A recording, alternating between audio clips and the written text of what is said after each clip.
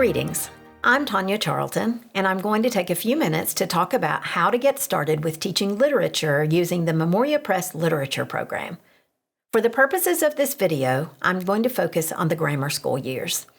Let's begin with a look at what you need in order to successfully and easily complete a year of literature with Memoria Press. First, you need a student study guide for each student and one teacher guide. The teacher guide's important because it has the answers to the student guide layered on for you, as well as quizzes and tests.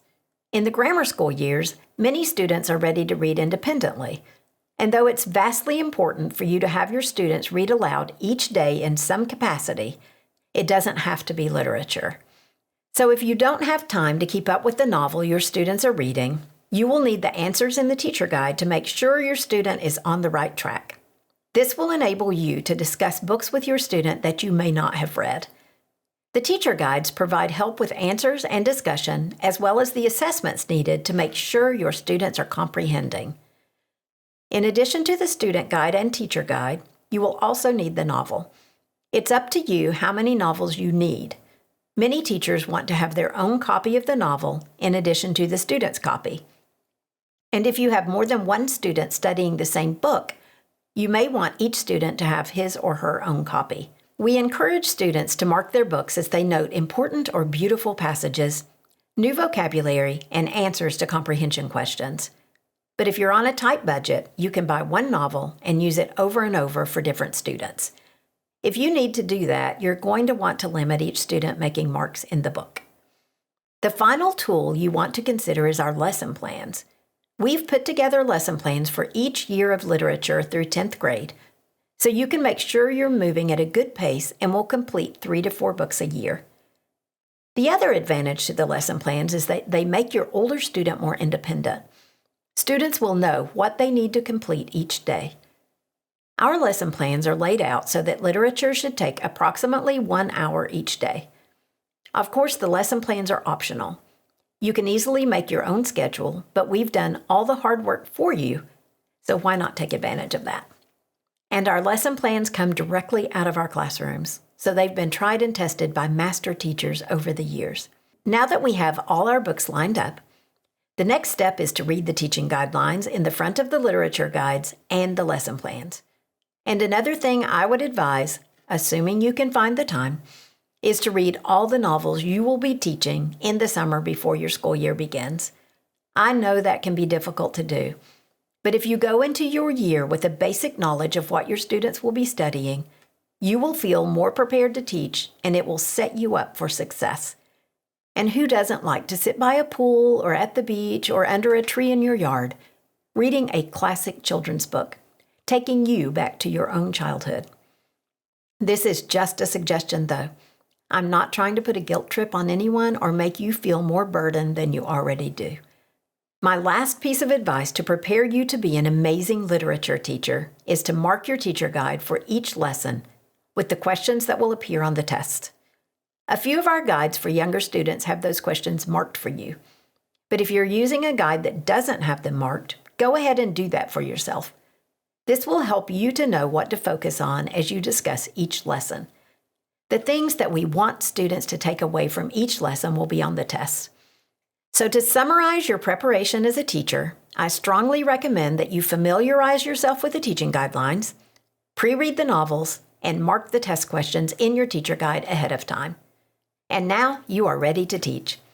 The good news is that each lesson is basically the same, giving continuity and confidence to the students. Once you learn how to teach literature the Memoria Press way, students will never be surprised or unsure about the expectations for their work. So let's see now what a lesson should look like. First, we go to the study guide and look at the reading notes. The reading notes are specifically to introduce cultural terms or large words students may not be familiar with. For example, in the first lesson for The Lion, the Witch, and the Wardrobe, you will see that the reading notes include air raids, specifically wartime terminology that reflects the setting for this book, since the Pevensey children have been sent to the professor's house to get them out of the unsafe city of London during World War II. Another reading note is row or row, which students in America might think of as rowing a boat. But in England, the word row, is commonly used to describe an argument. You can read these notes aloud while students look at them, or you can have students read them. This should only take a couple of minutes. The next step is to fill out the vocabulary section of the study guide. Note that we haven't even opened the novel yet. The reading notes and vocabulary act as a preface to the reading we are about to do. The purpose of the vocabulary is to help students try to figure out the meaning of the vocabulary words within the context of their reading, so this requires a conversation. Students can't memorize the meaning of every word in the dictionary, so we want to help them read discerningly, not to skip over words they don't know, but to have the skill to guess the meaning within the context of their reading. This is a tool that will benefit them throughout their reading lives. Let's talk about now how to teach the vocabulary. First, put the words on the board and talk about them. Ask students if they can figure out a good synonym to replace the word. If they're randomly guessing and it becomes painful or silly, go ahead and give them the word from the teacher manual. This is a good time to point out the part of speech too. Take advantage of this opportunity for a mini grammar lesson. Talking about the meaning of each word, and there will rarely be more than 6 words per lesson, can get tedious. So to shake it up a little, you can put all the meanings on the board scrambled up and have students match them to the words. This will speed it up. And I know it's tempting to throw a dictionary at students and tell them to look the words up while you do something else. But I want to encourage you to spend a little time talking about these words with your students. That's the way to help them learn how to deal with unfamiliar words as they read. Finally, have students mark the words that are on the quiz or test coming up. And if you already have them marked in your teacher guide, this will be easy and only take a minute. You can see that we only have 3 vocabulary words for Chapter 1 in The Lion, the Witch, and the Wardrobe, and students shouldn't need long to come up with good synonyms with your guidance. You can also see that all 3 of these words are marked with asterisks, noting that they will appear on a quiz or test. The reading notes and vocabulary should take about 10 minutes to complete, and they have prepared your students to read. You might want to read through the comprehension questions before beginning your reading so students can be looking for answers as they go. If they're marking their books, they can put a CQ in the margin when they come across a comprehension question answer so that they can easily find it again later. If you can't allow students to mark their books, consider having them read with their study guides open and jotting the page number down beside the comprehension question in their study guide where an answer to that question can be found. So now it's time to pick up the novel and the fun begins. There are several ways you can complete this reading of each chapter. As I said earlier, students do need to read aloud each day. Focus on expression, short pauses for commas, longer pauses for periods, reading loud enough, and reading smoothly. In our curriculum, our students continue to read aloud through high school. In the younger years, we're working on general reading fluency. But in high school, we're working on fluency in reading Shakespeare, Homer, and Dante aloud, another difficult challenge. Students also need to be read to every day, giving them a model of what good oral reading sounds like. Once students are good fluent readers, they can begin reading silently, usually 2nd or 3rd grade. This is a different skill. Students learning to read to themselves and to stay focused on the content of what they're reading. In the younger grades, we tend to read silently the second time students read. So we've already read the material aloud, but students can reread silently. And all these different types of reading, oral reading, reading to students, and silent reading can be spread throughout the different subjects. They don't necessarily all need to happen in literature class. Once you've completed your reading, it's time to answer the comprehension questions in the study guide. So we began in the study guide with reading notes and vocabulary, took a break to read, and now we go back to the study guide. The comprehension question answers that are in the teacher manuals are complete answers for the teacher's benefit. But the answers that should go into the student study guides are the answers they come up with. They don't need to be as thorough or long as the teacher manual answers. For 3rd grade, we want to see a 3rd grade student answer, and so forth.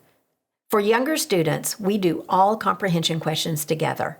with the teacher asking for a student to give an oral answer to the question, then asking a student to put that oral answer into a good sentence. The teacher writes the student-given answer on the board, and the class talks about it. Is it a sentence? Is it concise? Does it thoroughly answer the question? Once we have a good sentence on the board, students copy it into their study guides using correct punctuation, capitalization, and spelling.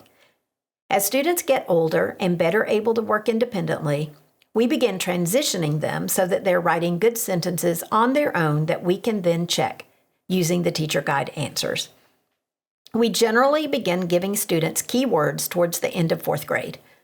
For example, in this lesson we've been looking at in The Lion, the Witch, and the Wardrobe, question 2 is, why were the children sent to the professor's home in the country?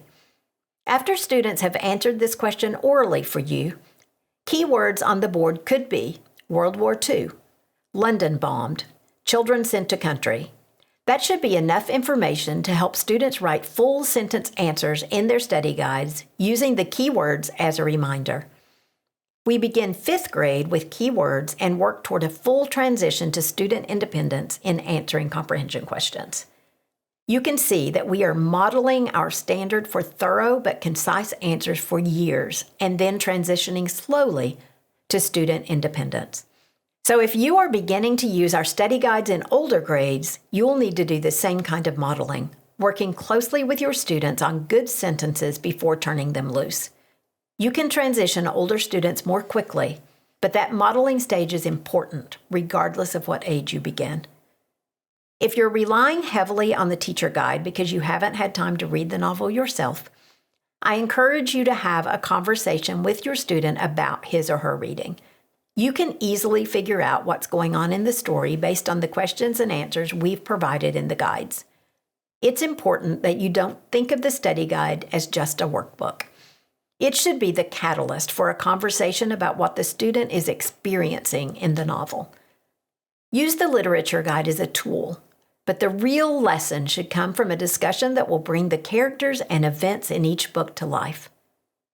And finally, each guide will have a variety of expressions, quotations, questions for discussion, and enrichment activities that you can complete as you have time and interest. These are supplemental, but again, these areas in the study guides are to influence discussion and can be more abstract, requiring a higher level of thinking. For example, in our sample lesson in The Lion, the Witch, and the Wardrobe, one of the discussion questions is to discuss the significance of the lamppost, and another is to think of other stories in which children travel to other worlds, encouraging students to connect The Lion, the Witch, and the Wardrobe to other stories they've read. So the discussion should be teacher-led and can be used at the teacher's discretion as far as time and interest permit. The enrichment activities can also be used as honors work for motivated students who like an extra challenge. You will see that the enrichment for this chapter includes map work to locate the setting of the book, as well as drawing a house plan of the professor's house, both fun activities that will help bring the story alive. This sounds like a lot to complete for each lesson, but if you follow our lesson plans, you will see that you don't have to complete an entire lesson each day. Our literature curriculum was not chosen randomly. We have spent years fine-tuning it, and our hope is that we can have a small part in developing in your students a love of reading and the skill to read deliberately and with discernment. Happy reading until we meet again.